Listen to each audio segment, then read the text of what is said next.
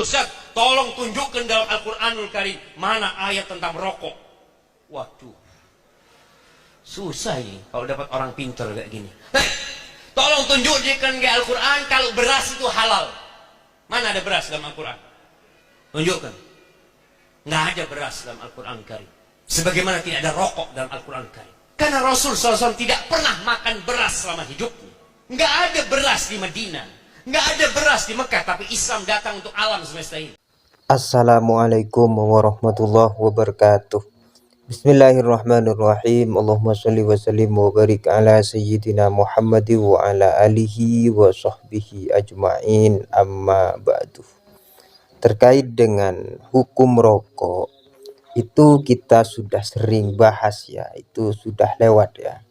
Tetapi saya tertarik dengan logika atau analogi mungkin ya tepatnya yang dipakai oleh Ustadz Syafiq Riza Besalamah, yang menurut saya itu tidak masuk ya, atau tidak pas, atau tidak apple to apple ya.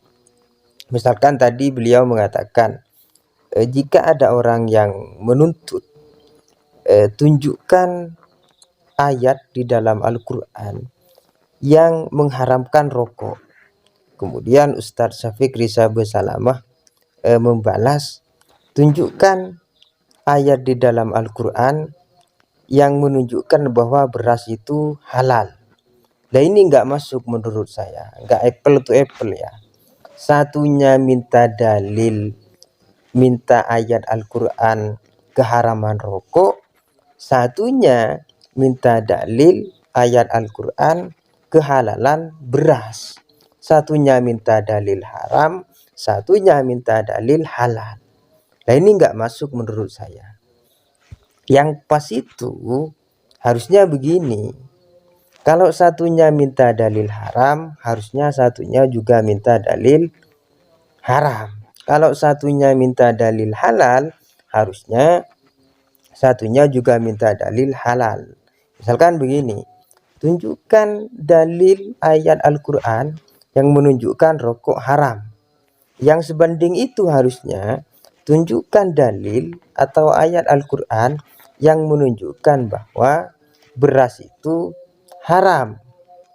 Atau begini, tunjukkan kepada saya dalil di dalam Al-Quran yang menunjukkan bahwa rokok itu halal.